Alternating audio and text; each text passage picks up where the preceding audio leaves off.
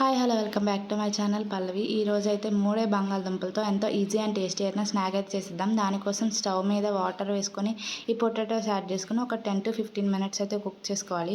Cook అయిన తర్వాత ఇలా థిక్ పేస్ట్లా మనమైతే ఫోర్క్తో స్మాష్ చేసుకోవాలి. స్మాష్ చేసుకున్న తర్వాత 1 టేబుల్ స్పూన్ ఉప్పు, 1 table spoon chilli flakes, cut చేసుకున్న కొత్తిమీర అయితే యాడ్ చేసుకోవాలి.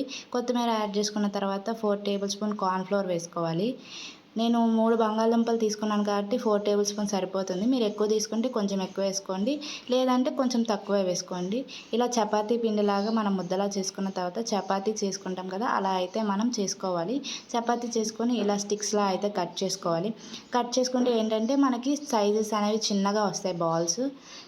ఇలా చిన్న చిన్న బాల్స్ అనేవి చేసుకున్న తర్వాత మనం స్టవ్ మీద అయితే డీప్ ఫ్రై కోసం ఆయిల్ అయితే హీట్ చేసుకోవాలి.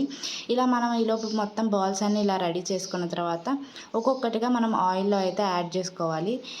ఆయిల్లో యాడ్ చేసుకున్న తర్వాత ఇలా ఎమ్మటే స్పూన్ పెట్టి కలిపేయకుండా అవి బాగా ఫ్రై అయ్యి కొంచెం పైకి తేలిన తర్వాత ఇలా అయితే తిప్పండి. తిప్పితే ఏంటంటే మొత్తం అన్ని వైపులా సమానంగా ఫ్రై అవుతాయి. ఆ తర్వాత ఇలా గోల్డెన్ బ్రౌన్ వచ్చిన తర్వాత ప్లేట్లోకి అయితే తీసేసుకోండి. ప్లేట్లోకి తీసుకున్న తర్వాత టమాటో కెచప్ యాడ్ చేసుకుని తింటే పొటాటో పులావ్ టేస్ట్ చాలా బాగుంటుంది. Thank you for watching. Do subscribe.